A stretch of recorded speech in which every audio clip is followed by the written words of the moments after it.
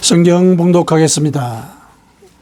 구약성경 이사야서 30장 18절에서 22절까지, 이사야 30장 18절에서 22절까지 같이 봉독하겠습니다.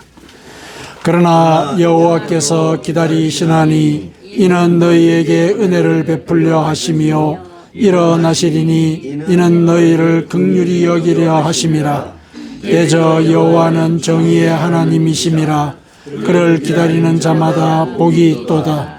시온에 거주하며 예루살렘에 거주하는 백성아, 너는 다시 통곡하지 아니할 것이라. 그가 네 부르짖는 소리로 말미암아 네게 은혜를 베푸시되 그가 들으실 때에 네게 응답하시리라.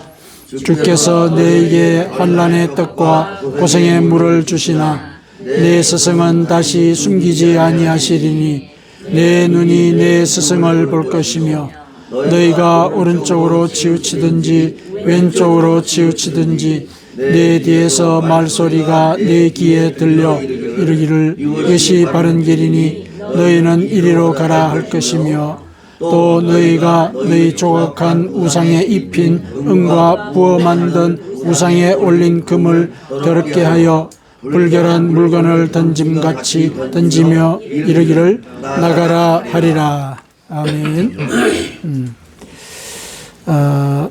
올해 병원년이죠. 병원년 이제 말띠해가 밝았습니다. 우리가 새해가 밝았으니까 우리 서로 성도들끼리 또 새해 인사를 나누는 시간을 가지십시다. 올 한 해 또 연말이 되면은 정말 한 해 첫 날에 첫 주일에 서로에게 빌었던 그 축복의 말들이 다 이루어졌다. 그래서 감사를 올리는 그런 시간이 오기를 기대하면서 우리 성도님들께 하나님의 평강을 비는 그 새해 인사를 같이 나누도록 하겠습니다. 자, 하나님의 평강을 빕니다. 서로 인사 나누시죠. 하나님의 평강을 빕니다. 하나님의 평강을 빕니다. 네, 새해 복 많이 받으십시오. 우리 정광용 바영주 선도님도 건강하십시오. 평안하십시오. 네. 자, 오늘 본문에 들어가겠습니다. 자, 오늘 본문은 이제 이사야서인데, 이 본문을 가지고 나를 기다리시는 하나님, 그리고 하나님을 기다리는 나, 이런 제목으로 새해 하나님께서 우리에게 무엇을 원하시는지 그 뜻을 같이 한번 살펴보도록 하십시다. 오늘 본문은 그 히스기야 왕이죠.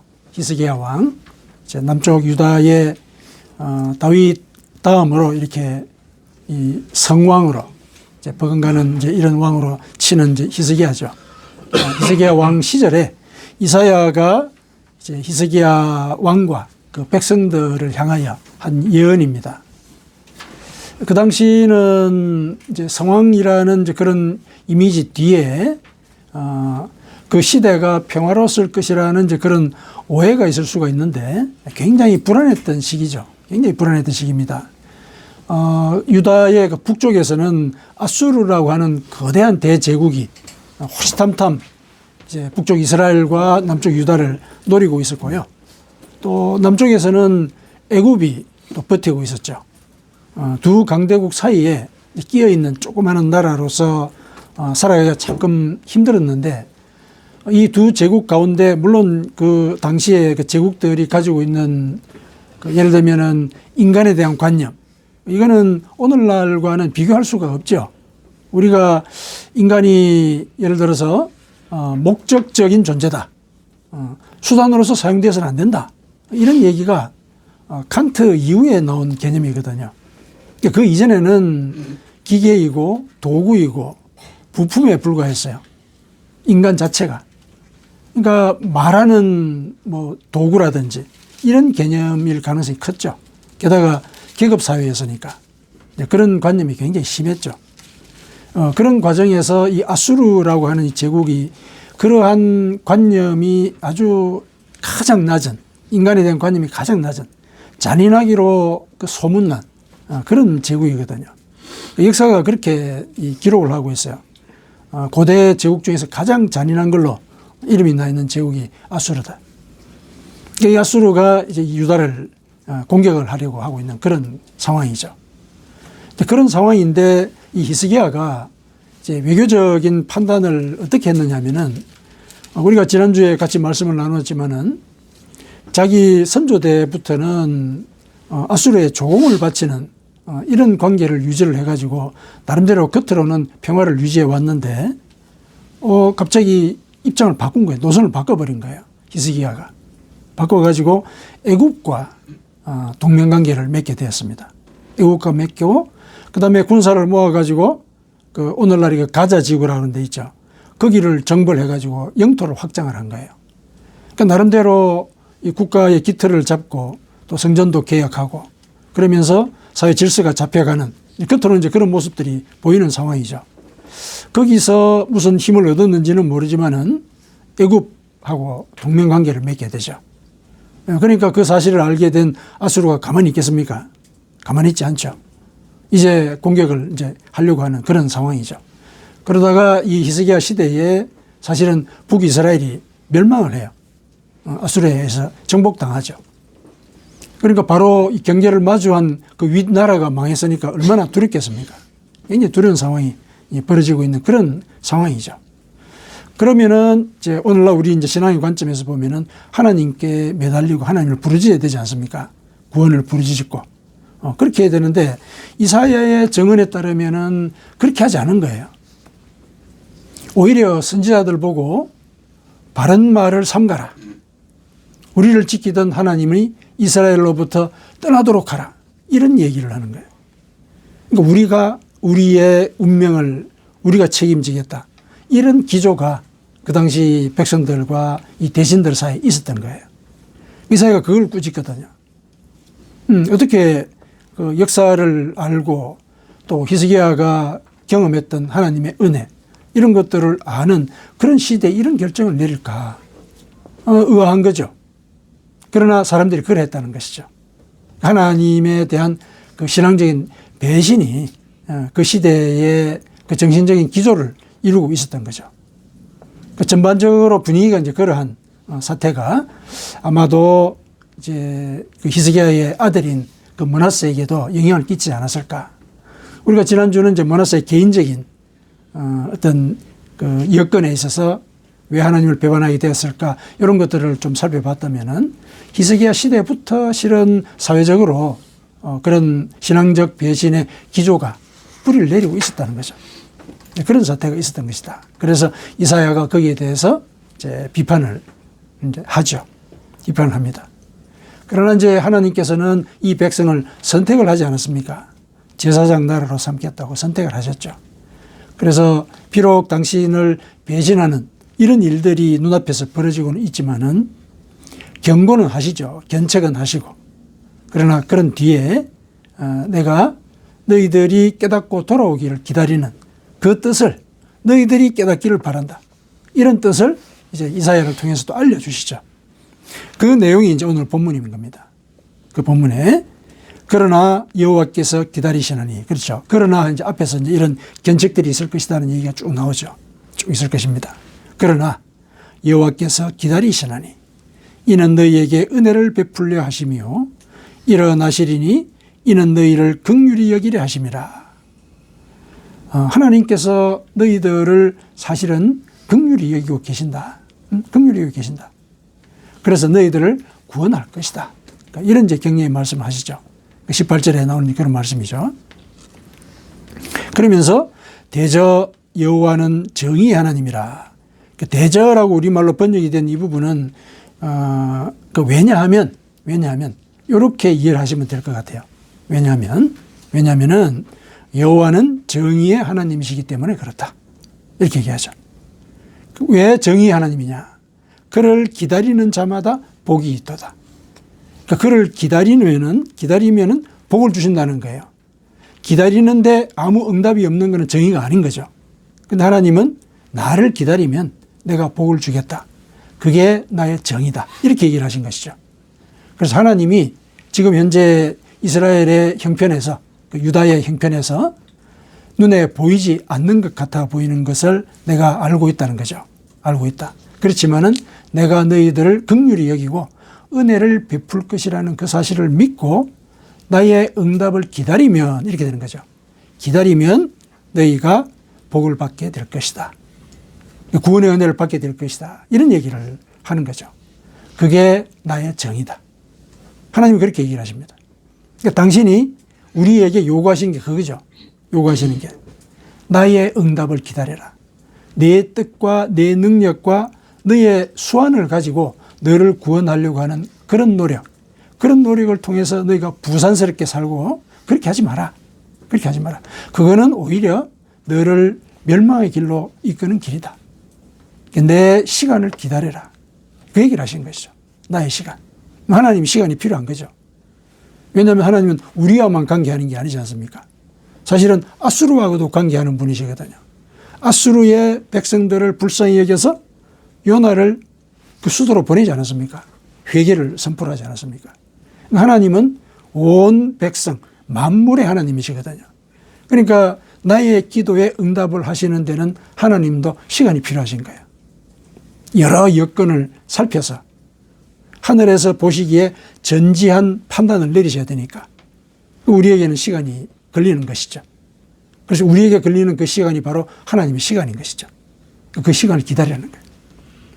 기다릴 때 나는 정의의 하나님이신 것을, 정의의 하나님인 것을 너희에게 증명할 것이다. 그 얘기를 하시는 거죠. 이게 사실은 우리 신앙의 본질입니다. 우리 신앙의 본질이에요. 우리가 신앙생활을 한다고 했을 때 뭘 갖고 우리가 신앙의 표시를 드러낼 수 있는 것이냐. 잘 간단하게 얘기를 하면 우리는 하나님의 뜻과 은혜를 기다리는 그런 삶을 살아가는 것이다. 그게 우리 신앙의 본질이다.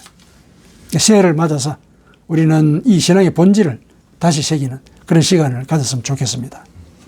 나는 하나님의 섭리와 그 뜻을 기다리는 자다. 그게 내 신앙의 내용이다. 이거 분명히 하자는 얘기죠. 그래서 어렵고 힘든 일들이 나를 흔들고 또 죄의 유혹이 나를 멸망의 길로 끌고 가려고 할 때 기다리는 거죠. 기다리는 것. 하나님의 섭리를 기다리고 또 하나님의 뜻이 내 삶 속에 이루어져서 내가 그 유혹을 떨쳐버리는 단계까지 성장하는 과정. 그게 결국 이제 기다리는 거지 않습니까? 내 믿음이 길러지기를 기다리는 그런 과정이니까 그 과정이 우리 신앙의 본질적인 내용이다. 그거를 이제 우리 올해 첫 주에 다시 되새기고 이후에 이어지는 모든 삶의 과정 속에 나는 하나님의 섭리를 기다려야 한다는가, 그 뜻을 쫓아야 한다는가, 이걸 되새기는 그런 삶들을 살아가시기를 축원합니다.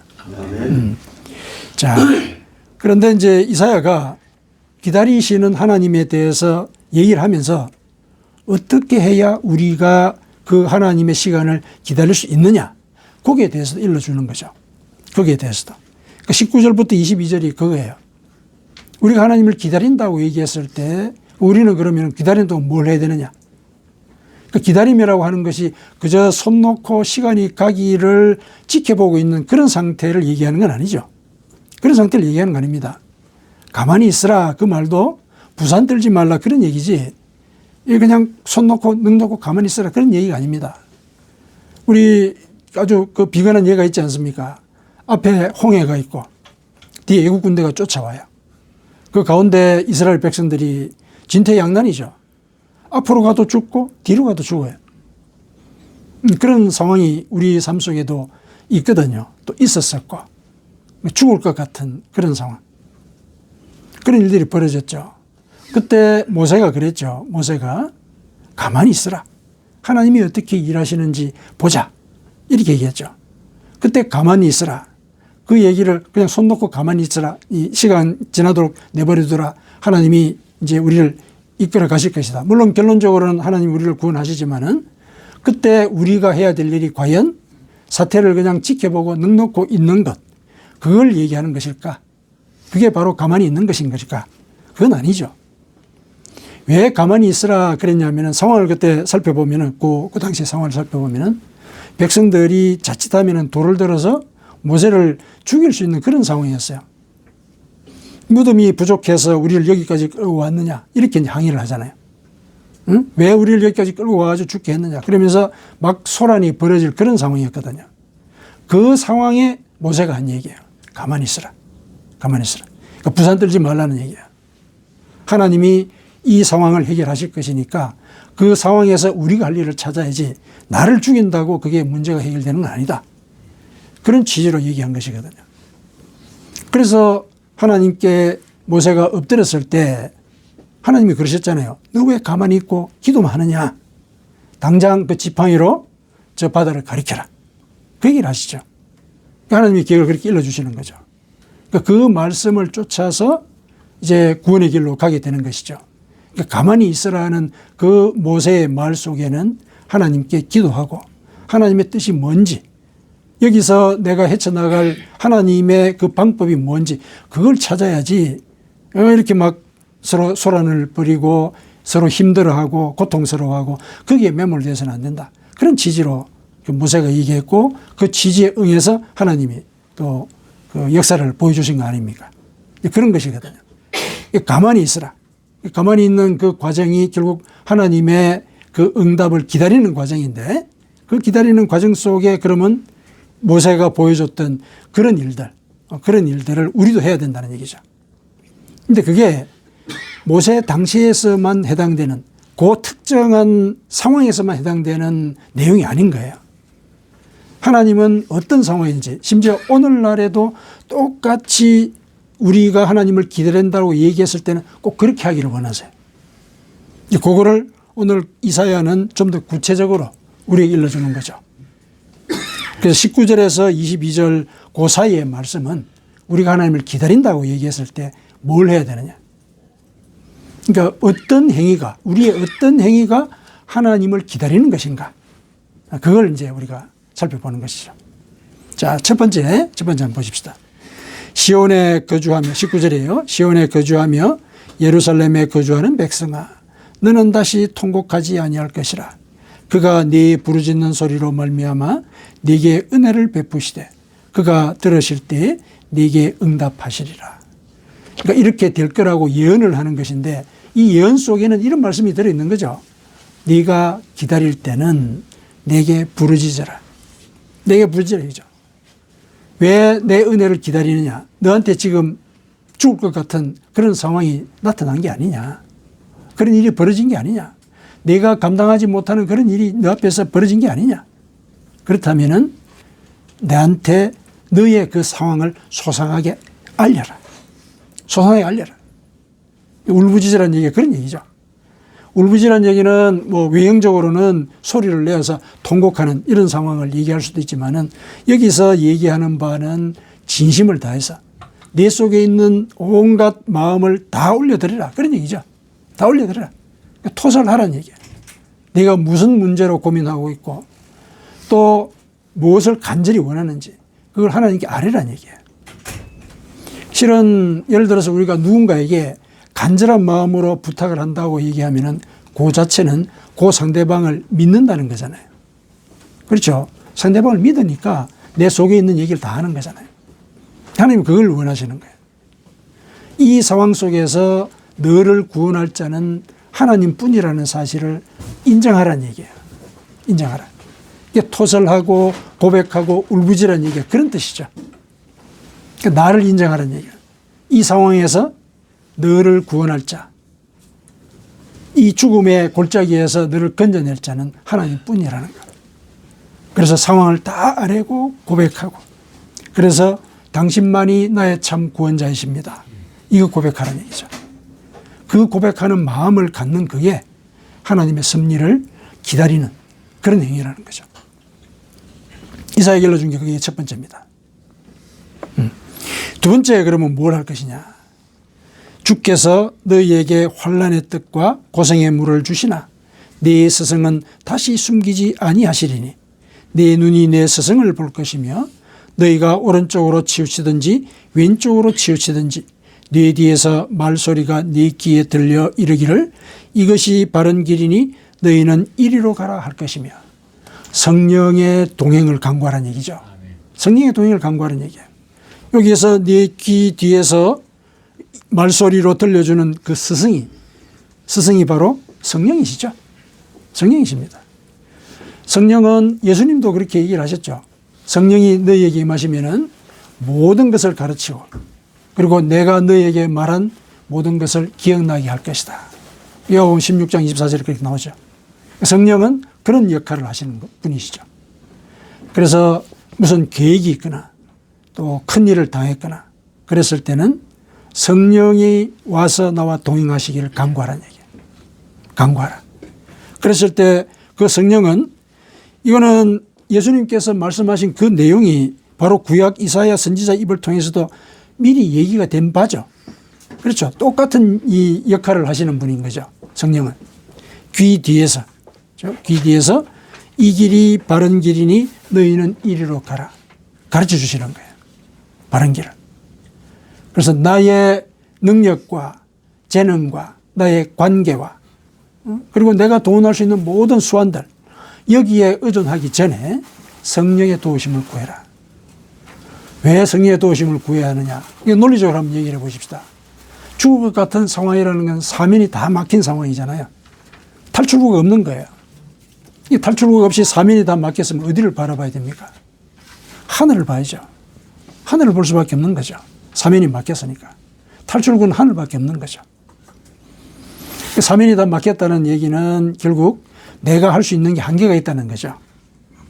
인간이 할 수 있는 것은 내가 뭔가를 할 수 있겠다는 생각보다도 훨씬 더 제한이 많죠. 못하는 일들이 많죠. 왜냐하면 실은 한 치 앞을 예측할 수가 없거든요. 그럴 것이라고 생각하는 것 뿐이지 한 치 앞에 무슨 일일지 정확하게 지적하거나 또 포착을 할 수가 없거든요. 그래서 사면 속에 갇힌 거 아닙니까? 그렇다면은 하늘을 바라봐야죠. 갇힌 곳을 계속 두드리니 보다는. 하늘을 바라봤을 때 우리가 요구할 수 있는 것은 하늘의 인도잖아요. 하나님, 저에게 지혜를 주십시오. 이 지혜가 내 속에 살아 움직이도록 성령으로 내 마음을 움직여 주십시오. 이 간구하는 것이죠. 성령께서 너희와 함께 할 것, 요거를 간구해라. 그게 바로 나의 섭리를 기다리는 것이다. 하나님이 이사야를 통해서 이렇게 얘기를 해 주십니다. 여기서 우리가 중요하게 짚고 넘어가야 될 게 주께서 너희에게 환난의 뜻과 고생의 물을 주시나 이 부분이에요. 내가 지금 당한 이 고생이 누가 주신 거라고요? 하나님이 주신 거란 얘기예요. 이거 고백할 수 있어야 됩니다. 아니 자기 백성이고 자기 아들이라면서 왜 이렇게 어려운 처지에 놓입니까? 놓으십니까?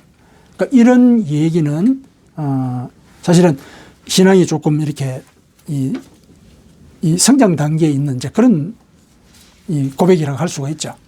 그런 예를 들면은 고백도 하나님 받으시는데 결국 우리가 이 신앙이 깊어지면 깊어질수록 우리는 내 삶 속에 일어나는 모든 일이 하나님의 뜻과 관계되어 있다. 이렇게 고백하는 것. 이게 우리 신앙의 성장의 표시거든요. 내가 어려운 일을 당해도 하나님이 이 일을 통해서 나에게 뭔가를 깨닫게 하고 성장시키고자 하신다. 이런 믿음을 갖는 거죠. 이사야가 그걸 일러주는 거예요. 하나님이 너희에게 비록 환난의 뜻과 고생의 물을 주시기는 하나. 그러니까 내 고생 속에는 하나님의 섭리가 있다고 받아들이는 거죠. 이게 이제 여기에 대해서 분노를 갖거나, 그렇죠? 내가 도저히 용납 못하겠다. 그러면 이제 유혹을 받게 되죠. 신앙이 흔들리게 되죠. 그러면 이제 관계를 새로 시작하는데 또 어려움이 생기는 거죠.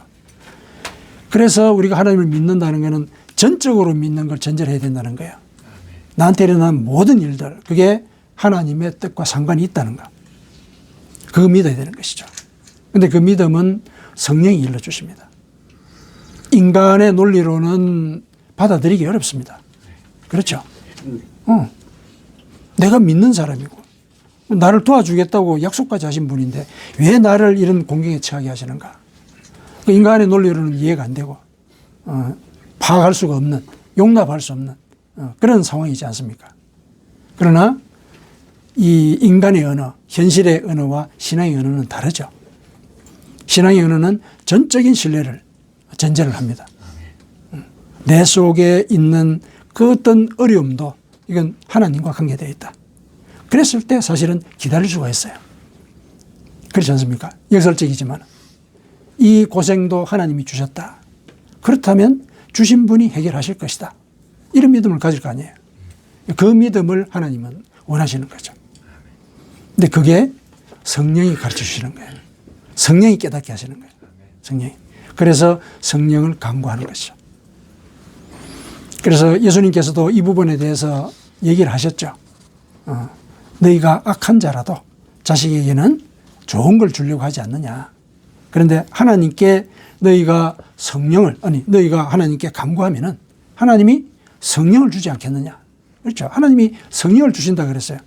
그러니까 뭐를 구하든지 그게 하나님을 믿고 하는 그런 간구라면은 하나님이 성령을 주셔서 그 기도의 옳고 그름까지도 알려주시고 또 기도의 결실과 어느까지 기다려야 될 것인지 알려주신다는 얘기예요. 그래서 성령과 동행하는 그런 그 신앙생활. 그게 바로 우리가 하나님의 섭리를 기다릴 때 해야 되는 것이고 그분을 기다리는 행위라는 거예요. 그 다음에 세 번째가 있습니다. 세 번째는 22절이죠. 또 너희가 너희 조각한 우상에 입힌 은과 부어 만든 우상에 올린 금을 더럽게 하여 불결한 물건을 던짐같이 던지며 이르기를 나가라 할 것이다. 이렇게 되어 있죠. 예언의 내용인데 결국은 뭡니까? 하나님을 기다릴 때 내 속에 우상을 제거하라는 얘기죠. 내 속에 우상을 제거하라는 얘기죠. 우상이 뭡니까? 나에게 있어서 우상. 내 옳음. 그렇죠? 내가 옳다는 생각. 그리고 예를 들면 나의 욕망. 하나님의 뜻과 배치되는 그런 욕망이죠. 그런 욕망. 이게 내 우상이죠. 그러니까 하나님보다도 내 욕망을 우선하고 하나님의 의로움보다도 내가 옳다는 생각을 먼저 내세우게 되면 그게 나를 이끌고 가지 않겠습니까? 그렇죠? 나를 이끌고 가는 그게 바로 나의 우상인 것이죠. 그러니까 우상을 제거하라는 얘기죠. 그러니까 내 속에 하나님의 뜻과 어긋나는 것들이 뭐가 있는지 살펴보는 거죠. 살펴보는 것. 그게 우리가 기다림의 내용이 되어야 되는 것이죠. 그래서 바울 사도가 갈라디아서에서 그리스도 예수 안에 있는 자들은 십자가에 뭘 못 박는다고요? 내 정욕과 탐심을, 욕심을 십자가에 못 박는다 그러지 않습니까? 나를 돌아보는 거예요. 내 속에 하나님의 섭리를 기다리지 못하게 만드는 것이 뭔가 그걸 살피는 거죠. 그리고 그걸 다스리는 거예요. 그걸 다스리는 거. 그런 노력을 기울이는 거. 그랬을 때 하나님의 섭리가 임하게 되면은 그 섭리를 섭리대로 누릴 수 있는 그런 그릇이 만들어지게 되는 거예요. 그러니까 하나님께서 우리 보고 기다리라고 얘기했을 때는 그냥 시간적으로 기다리는 얘기 아니고 그 기다리는 과정 속에 이와 같은 세 가지의 행위가 동반이 되면은 나중에 하나님의 시간이 되었을 때 그 은혜를 받을 수 있는 그릇이 내 속에 만들어지는 거예요. 하나님은 그렇게 우리에게 역사를 하시는 거거든요. 내 속에 그 그릇이 만들어졌을 때 실은 하나님의 은혜가 내 속에 임할 적절한 시기거든요. 하나님의 은혜는 우리가 그런 경험들을 우리가 같이 한번 나눌 수 있잖아요. 하나님의 은혜는 과잉적으로 올 때가 있어요. 과잉으로. 은혜의 과잉을 이렇게 느낄 수 있는 때가 있거든요. 하나님이 부어주시는데 차고 넘치도록 부어주시더라. 이런 고백을 하는 경우가 있지 않습니까? 여러분들 인생에서 돌아보면 그런 경우들이 다 있었습니다. 하나님 앞으로 오는 사람들은 그런 은혜의 과잉의 순간 이런 거를 한번 경험했을 수가 있는데 은혜의 과잉이 예를 들면 주어졌을 때 우리가 거기에 대해서 적절하게 반응하고 통제하지 못한다면 그건 그냥 흘러가버리는 거죠. 흘러가버리는 거예요. 적어도 그것을 흘러 넘치더라도 받을 수 있는 그릇은 준비가 돼 있어야 되는 거죠. 그렇죠. 그래서 그 그릇만큼 우리가 은혜를 누리는 거거든요. 그래서 기다림의 시간은 결국은 내 신앙의 크기와 또 은혜를 받을 수 있는 역량을 기르는 그런 시간이다. 그런 시간이다. 그게 우리가 하나님을 기다리는 그런 행위라고 볼 수가 있다. 그래서 우리가 이 세 가지를 기억을 하십시다. 올 한 해 하나님께 항상 먼저 기도하고 내 진심을 하나님께 바치는 거죠. 내 진심을 하나님께 바치고, 그리고 성령이 늘 동행하면서 지혜를 주시기를 간구하고, 내 속에서 우러나오는 그 하나님의 말씀이 무엇인지 내 내면의 목소리에 귀를 기울여야 되죠. 귀를 기울여야 됩니다. 그리고 그 내면의 목소리를 쫓아서 내 삶에, 그리고 내 생각에 잘못된 습관을 다스려야 됩니다. 그러니까 여기에 우리가 사실은 신앙의 이 역량을 집중을 해야 되는 것이죠. 그랬을 때 내가 은혜를 받을 수 있는 자격을 갖추게 되고, 또 은혜에 맞는 영향을 얻게 되는 것입니다. 그래서 이와 같이 노력을 했을 때 그럼 어떤 복이 임하느냐, 그것도 봐야 되겠죠. 어떤 복이 임하느냐. 이게 오늘 본문 이후에 나와요. 오늘 본문 이후에 나오거든요. 그 중에 이제 여러 가지 우리의 삶 속에서 일어날 수 있는 어려운 뭐 물질적이거나 또 소원상의 일이거나 이런 것들에 대해서 응답을 하실 것이라는 얘기가 쭉 나와요. 23절, 24절 쭉 나와요. 그리고 어려움이 있을 때 우리를 또한 보호해 주실 것이다. 누군가 나를 공격할 때도 나를 보호해 주시고 망대가 되어 줄 것이다. 이렇게 얘기를 하죠. 그렇죠? 25절에 이제 거기까지 나옵니다. 그러고 난 뒤에 26절에 또 이렇게 얘기를 하세요. 여호와께서 자기 백성의 상처를 쌓아 매시며 그들의 맞은 자리를 고치시는 날에는, 우리의 기도에 응답하시는 거죠. 이때, 그죠? 고치시는 날에는 달빛은 햇빛 같겠고 햇빛은 7배가 되어 7날의 빛과 같으리라. 해가 여기 봅시다. 달빛은 햇빛 같고, 그러니까 빛이 원래는 달하고 해하고 이제 두 가지잖아요. 그런데 달빛이 햇빛 같다는 거예요. 은혜의 과잉을 얘기하는 거예요. 은혜의 과잉. 해가 둘인 거예요. 하나님의 은혜의 시간은 이렇게 우리에게 감당하지 못할 정도로까지 올 수가 있다는 거예요. 그 얘기를 하고 있는 거죠. 근데 그 빛이 7배가 될 것이다. 그렇죠? 7배가 되어서 7날의 빛과 같을 것이다. 7배라는 것은 완전하다는 얘기잖아요. 완전하다는 얘기죠. 그러니까 사실은 은혜의 과잉을 얘기하지만은 하나님이 막 소비를 하고 이런 은혜를 주시는 건 아니거든요.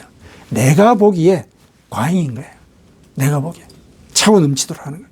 하나님은 하나님의 은혜를 절대로 흘려보내지 않으시거든요. 그렇죠. 오병이어의 기적에서도 그런 암시가 나오지 않습니까? 왜 남은 음식을 거두라 그랬겠어요? 그게 하나님의 은혜로 만들어진 것이기 때문에 버리지 않는 거죠. 하나님의 은혜는 다시 부스러기라도 다 걷어가지고 또 이후에 또 다른 일들을 하시는 거죠. 그러니까 하나님의 은혜는 이제 그러다는 거죠. 하나님의 입장에서는 우리가 간구했을 때 주시는 당연한 그런 이제 복인데, 우리는 그게 이 과잉인 거예요. 그렇죠?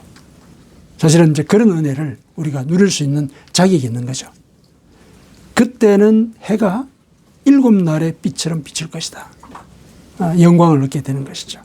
하나님께서 함께 하시고 이제 그런 영광을 우리가 기대하면서 이 기다림의 그 과정을 올 한 해 같이 살아나가도록 하십시다. 아멘. 아멘.